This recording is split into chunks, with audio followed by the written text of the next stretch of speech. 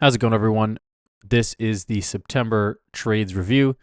I'm going to start with the earnings time spreads, then the swings, and then the day trades. For the day trades, I'm going to look at the M5 chart on TradingView because this video is coming out in November, and the option stalker M5 or intraday data only goes back about a month. So that is why I'll be using TradingView for that. But for the swings, we can use the Option Stalker Pro charts. So let's get started with the earnings time spread that we took. So I'm going to flash it up on the screen here because it's going to be more informative when I've captured it in my visual journal, which is just a PowerPoint journal. And I've logged all my earnings time spreads when I took it, when I entered. So I took HPE at September 4th. We got all the criteria for the setup. Very low times exceeded, 0, perfect, good IV difference, good option liquidity, price over 15 bucks. I got the 1850 calls for a 10-cent debit, and I exited for a 13-cent credit intraday for a 30% profit. It's pretty bread and butter stuff on these wider bid-ask spreads. I think the fill was something like 15-cent ask, 5-cent bid. Got in at the mid at 10.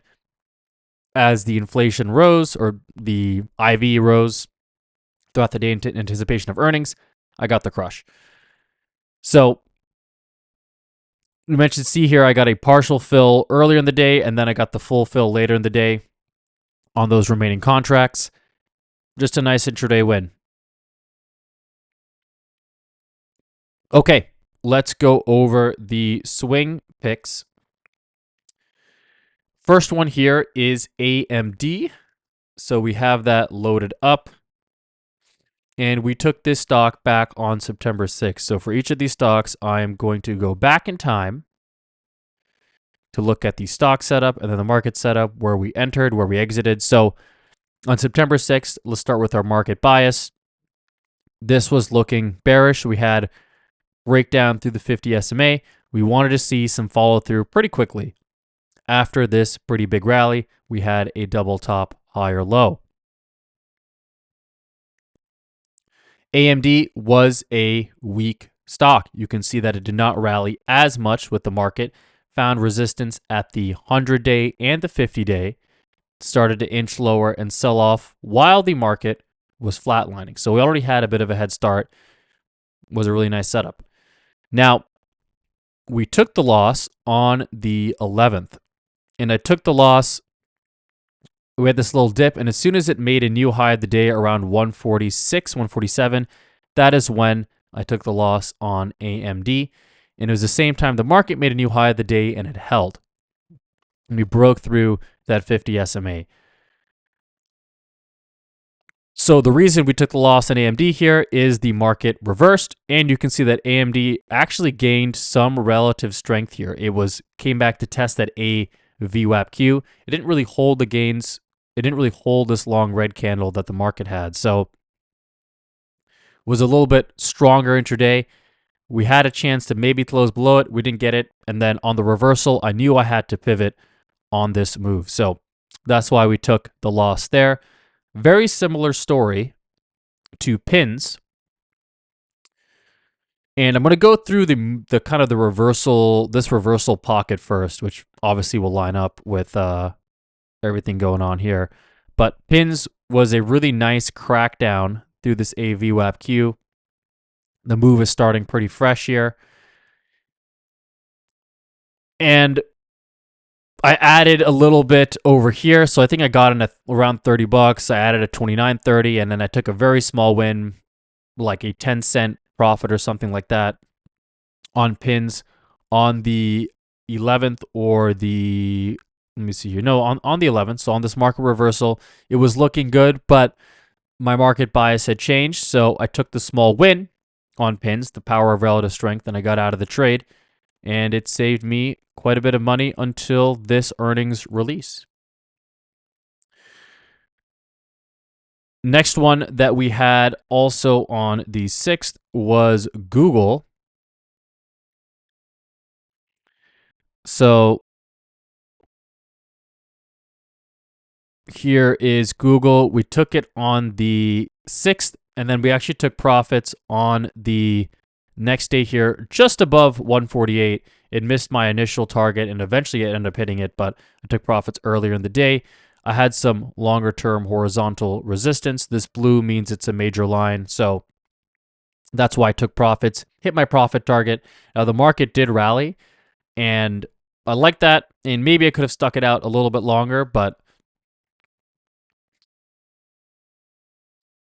you would have definitely had to get out on this reversal, and you actually would have been pretty protected over here. I would actually be able to scratch out of the trade if I held it longer. So this is a scenario where, I mean, if I got the market right and it was bearish, I probably would have sold off a little bit more. But because the market flipped and I actually took profits when I had them, I ended up taking the win on over here. So there's kind of a give and take on these kind of situations. You might have a profit target in mind, and if you hit it, take the gains on the way. It also is about portfolio management. So I had some shorts that I was holding on. I had some shorts that I had good profits. So I might as well take the profits when I have it, and I can cycle out into new shorts and put those on. ELF was a similar story. So we took ELF again right here on the 6th, and then we took profits the next day on the move lower here, somewhere around 116. So that was a really nice move on ELF, and you can see it actually held.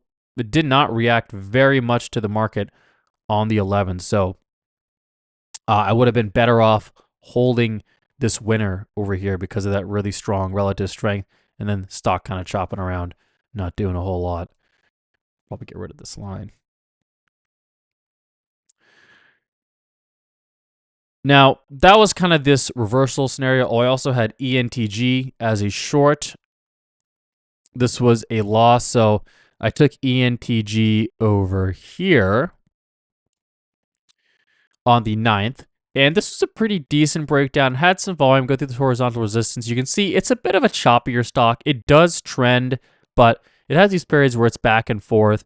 So it kind of closed back up over here. And then again, I took the loss on the 11th because of this market reversal. So that's just the nature of the game. You had to take those pivots over here. And that was 2 of the losses that we took in April's because we're pivoting on that market reversal. So now the market's reversing and we flip to the long side because this is actually a really nice long setup. We're close to support. We had a pretty big intraday bullish reversal that just had steady buying. Tested technical support, closed above a major technical level on heavy volume. That is buying over here. We can ride that move out. So first stock I took, 5. I took this stock on the 12th, so we're still fresh in the move. 5 is close to support, breaking into the gap. So I was like, look, maybe we hit some resistance somewhere over here. Let's get an overnight swing. And we took profits on the open on 5. So let me go up over here. Now, I didn't expect this gap to fill. Let's see if it ended up filling. It did actually end up filling and closing below. So we had a nice run all the way up to 101. So I had a chance to maybe lead in this a little bit longer. But it's a pretty beaten down stock. So it's also one of those things where, how much do I want to overstay my welcome here? So probably taking up all the way over to 100 would have been a pretty decent way to ride this out. So cut that one a little bit short, especially because the market still has some room to go, right? We still have to wait for this to maybe flatten out a little bit, right? Once it starts to compress, maybe that's when I can start taking some gains. So was a little bit, maybe a little too static in that sense. Another one I took over here was U. So I took this on the 12th. Loved this breakout through compression. Stock had moved down, formed a base, making a higher low, broke this compression on super heavy volume. There was also some news, so I rode this up, and I think I took profits on the 20th, around 21 bucks. So pretty nice win on you. Close to this horizontal support. Resistance then became support, and the stock is just kind of chopping around. Had some follow through over here, but not a whole ton.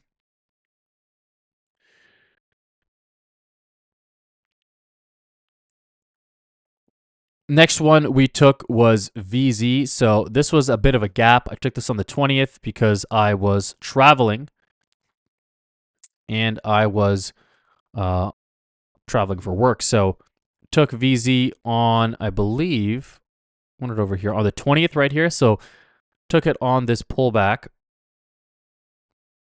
off of the bottom of this channel. And if we look at the market on the 20th, so market's still pretty bullish. It's coming in a little bit.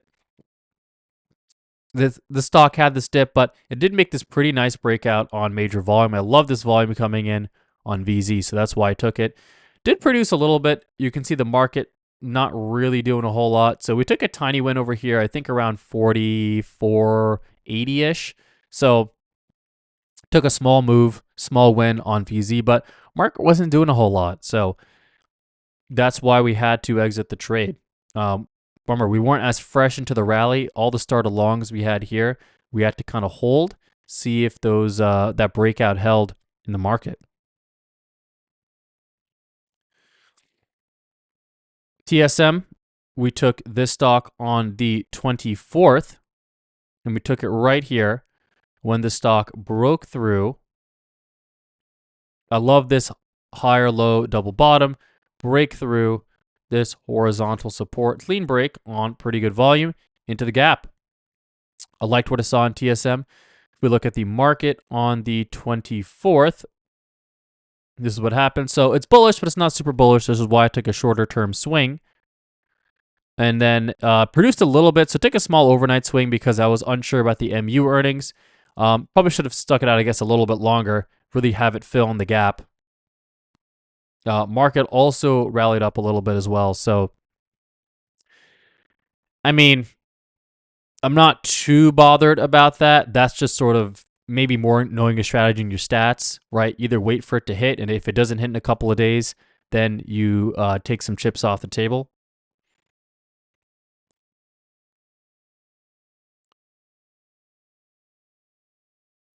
I also took CAT as a swing long. Now, when I was looking back in my videos, because I had to remind myself of all of the swing picks and why I did them, so I was looking through all of my September videos. I mentioned CAT as a day trade long on an M5 buy signal, which should have triggered either here or here on the 20th or the 21st. So let's say even if you get in at the high, right, 371 or 372, you take it on off that buy signal and you take profits on this really nice gap up at 380. So if we look at 20th or the 23rd, here's 20th or the 23rd. I love this setup in CAT where really strong move, flagging for a while. We break through this high plus trend line on heavy volume, enter the trade. And really gets a nice amount of production here. Holding, starts to compress, lose its relative strength. So if you have a longer term horizon, you can take your gains somewhere over here. Looks like 400 probably is a nice round number of resistance as well. It was also near the all-time high, and that could have provided some resistance as well.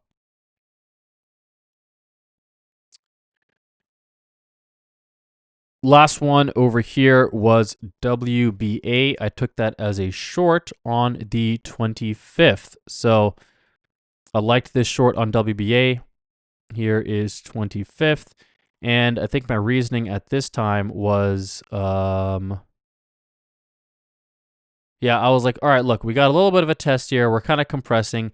I want a shorter term swing that probably moves to the bottom of the range. So this was a nice, I mean, WBA is always a pretty good short. And stock has just been trending and trending lower. Now on the 26th, we got this bullish, minor bullish engulfing candle and some decent volume on the stock. Did hold its own. And I actually ended up holding this guy until October 11th when the market started to break out. Now, this stock market was flat. The stock had rallied and it was also flat. It wasn't really doing a whole lot. Plus, we had earnings coming up. So on the 11th, we had a little test here. We couldn't get through it and we started to rally up on you, or sorry, not on you, on WBA with this upward sloping trend line. Stock was sidelined and it should have made this move. This green candle, right? First, that was the warning sign. The second warning sign was the fact that we couldn't actually break below it. We started to rally above it. So the fact that we couldn't break below it, especially when the market wasn't very strong, tells me that there's buying in the stock and I had to take the loss. So that was the swings section. Let's get into the day trading section. All right. So for these day trades, we're going to start looking at the D1 chart, and then we're going to zoom into the M5 chart. On the M5 chart again, I'm going to use TradingView to get the look at the SPY and the stock. So first pick, day trade pick of the month was ASTS on September 4th. We took it as a day trade for a couple of reasons. One, market bias short term was bearish, and this could just be a little bit of a bounce after a day of selling. We also had support at the gap and the 50 SMA, so it was likely that we could see a bounce on today. ASTS, very strong stock, broke above its AVWAP-Q, pulling back, finding some support here, and moving up pretty strongly.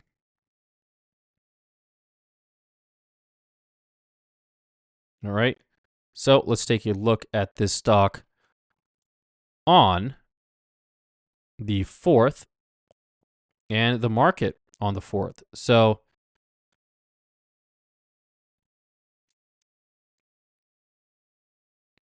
I'm actually going to drop a vertical line.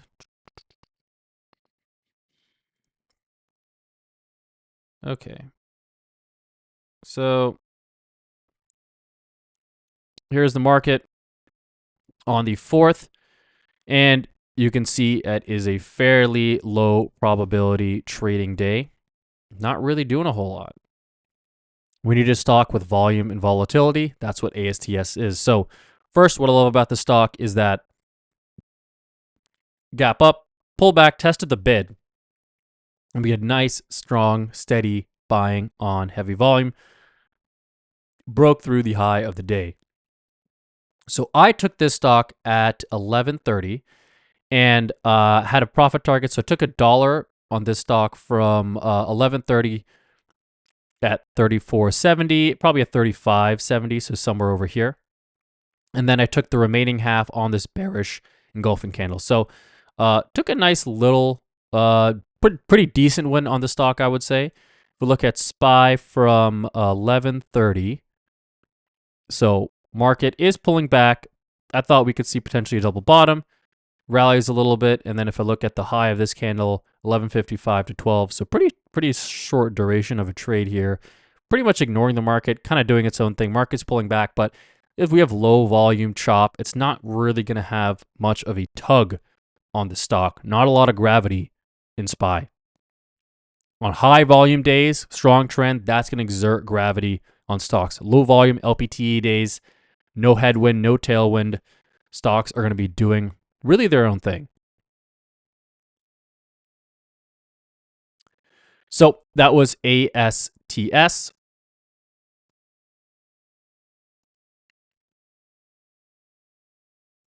Next one over here was SBUX. And SBUX, we took this on the 11th. Oh, yeah. This was the trade. So let's go to SPY on the 11th. Famous day because of the bullish reversal.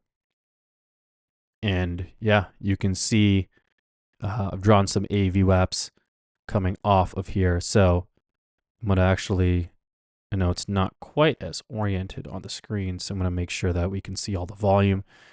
So here's SPY. We broke through the high of the day. Here's us breaking through the 50. So very powerful reversal here. And I take SBUX initially as an overnight long, and I took it right around here at, I believe, 97.30. And if we look at the D1 chart of Starbucks,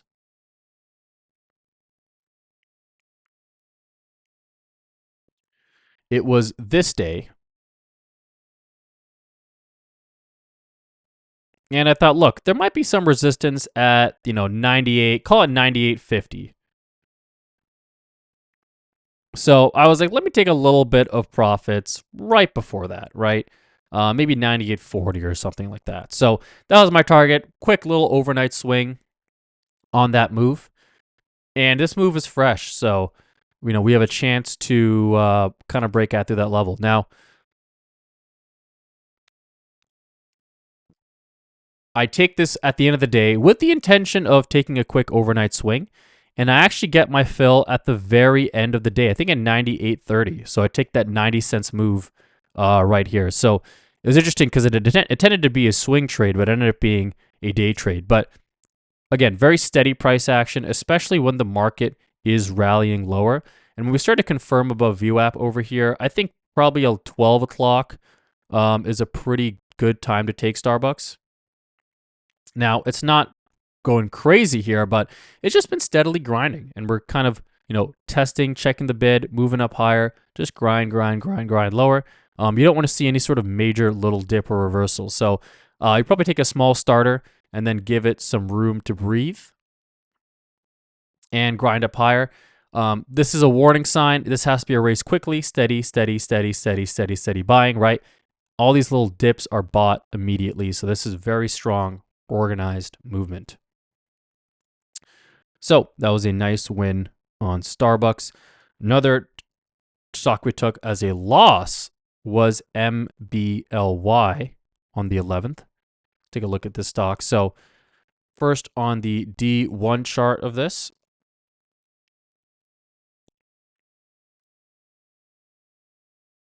when was this?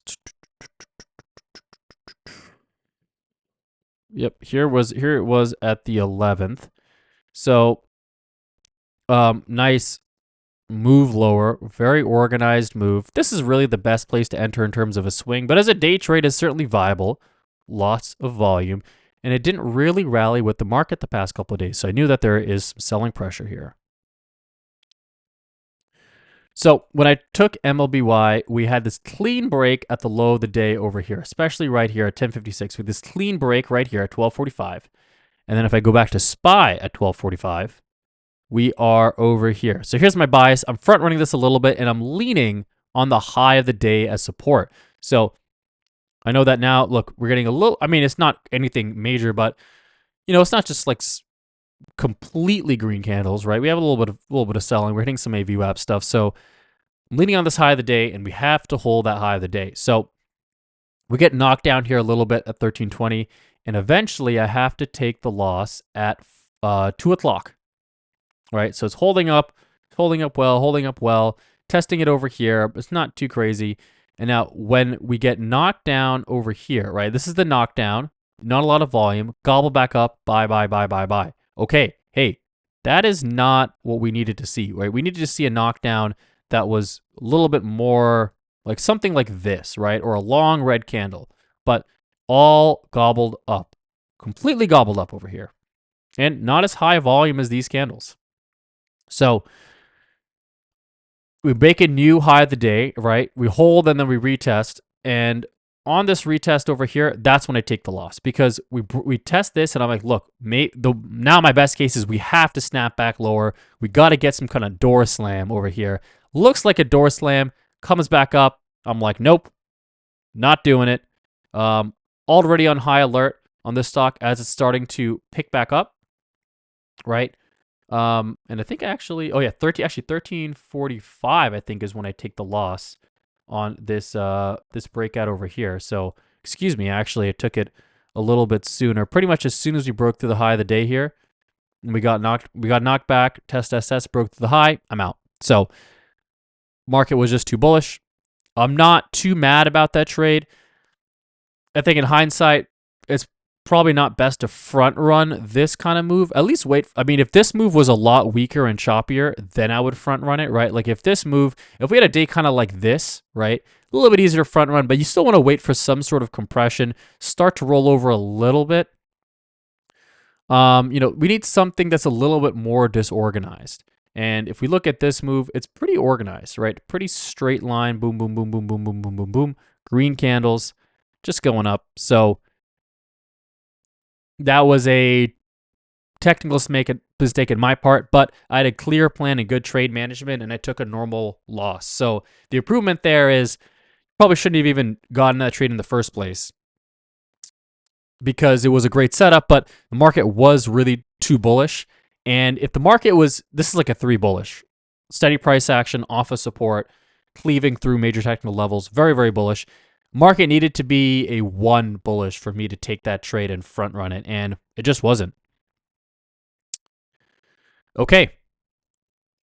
Next day trade here was Hood on the 12th. So I'm going to put this down. Let's go into Hood.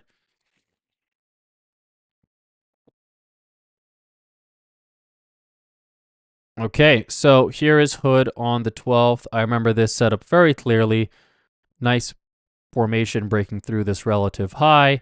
We're in this upward sloping trading channel through a downward sloping trend line to the 50. This is a beautiful setup on Hood. Love the setup. So really nice day trade. Again, market bias is bullish. Hood has been relatively strong. You can see how it held up on the market decline here. That tells us that there's strength. And it started to produce when the market started to produce. So let's take a look at this M5 chart. Whoops, put it actually on the wrong chart here. And let's go to, this go-to button is very handy.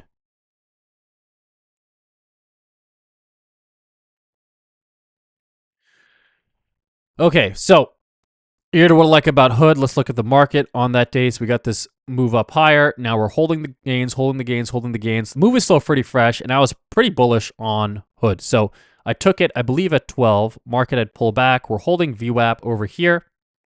And the fact that all the selling, any sort of selling is being soaked up tells me that buyers are still going to be in this move. I need to look for a strong stock. So Hood is looking nice. We're just poking lower, and especially when the market is starting to move down from 11.15 to 12, Hood is starting to rally, starting to hold the gains, and we're just inching up higher and higher. Not a ton of momentum, but pretty nice stuff. So I take Hood on this breakout at 12, ride this guy up, and I think I take some partial profits here and some remaining profits here at 3.15 as the market starts to rally. But, market's looking good over here. It's really rallying, but Hood is starting to lose this relative strength and not really participating. So that was a trade on Hood. Nice little day trade win. Not a ton of momentum in the stock. Had a way more momentum yesterday. A lot of tested support, and then it's starting to break through these levels here. That's, I think, when you can take the trade. But look, market tailwind, stock tailwind, really nice day trading opportunity to be set up. Oops. I got to stop doing that. So next one over here, MSTR.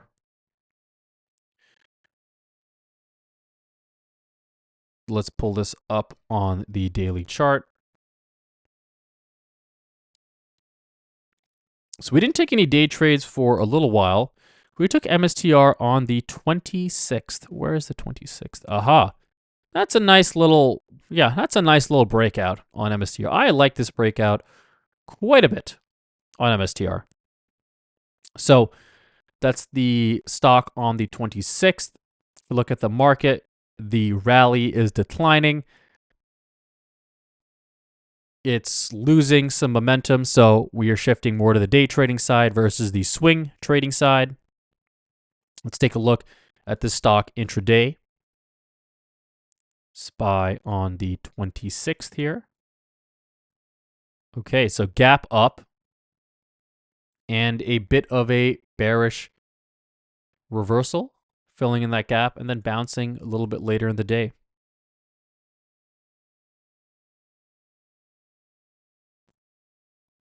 MSTR was gapped up over here, held all the gains during the market decline. I think I actually took a position here earlier and scratched it.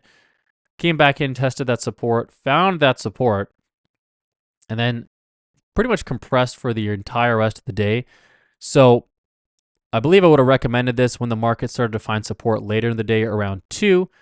This stock over here didn't really do a whole lot, flatlined. So you needed this to produce maybe an hour, 45 minutes. Didn't produce, so you take the scratch as a day trade. If you're looking to take it as a swing, this is still a really nice swing. And still a really nice swing. You can see how it's pretty much going. And as it's breaking through some of these longer term trend lines. If I were to draw one here, maybe here, yeah, that's a nice low break. Broke through this earlier.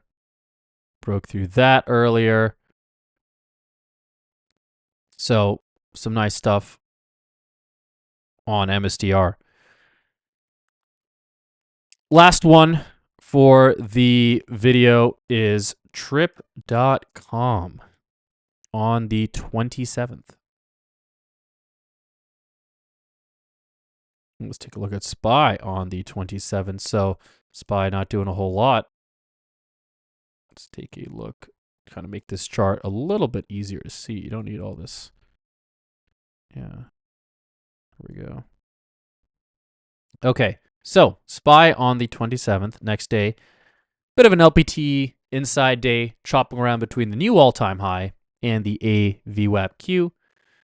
If we pull up trip.com, massive parabolic move on extremely heavy volume. Might be related to the stimulus bill. So here's on the 26th, massive gap up and go. This stock is a interesting one to swing. You would have to really size it appropriately because it's out of the gate. Something like you'd be willing to take 100% loss on like a call, a CDS, or you could do a strangle on this. That's a pretty good method of choice.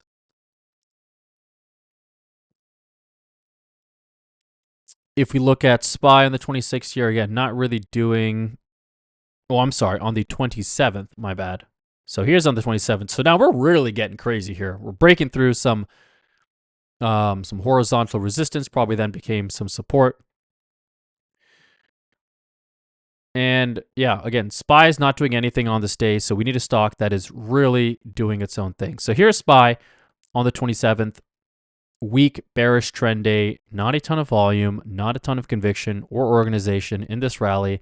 This is when you could look into longs because this is a mildly bearish day. It's not a heavy selling day.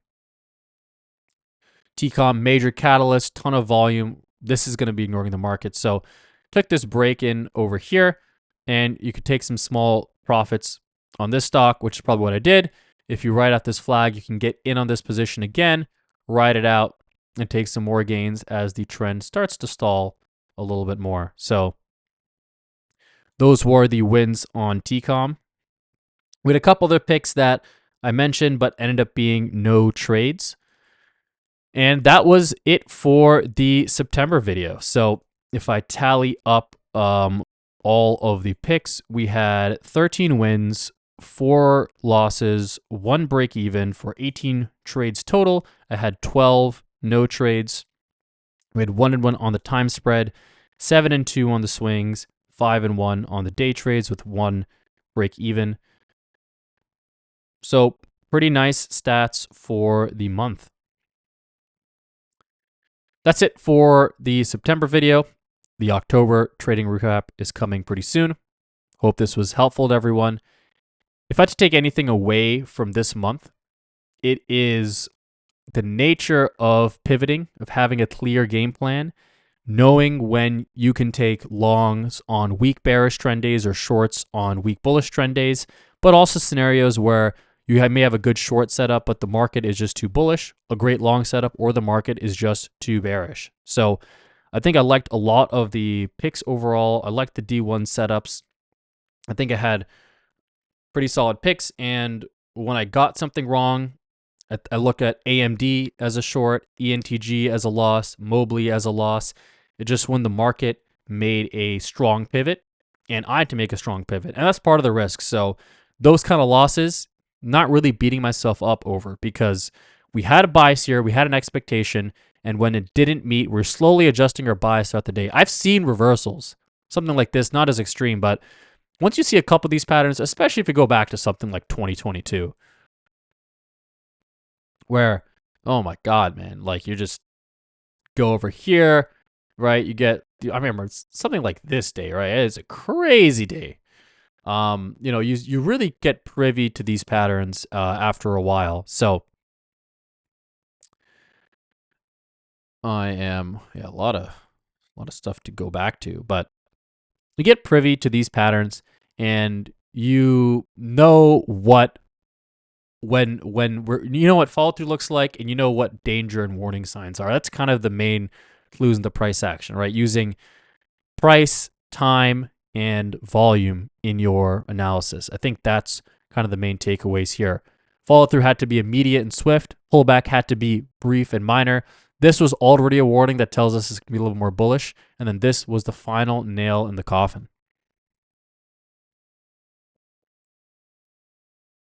All right. Thank you for watching, everyone. And I will catch you in the next video.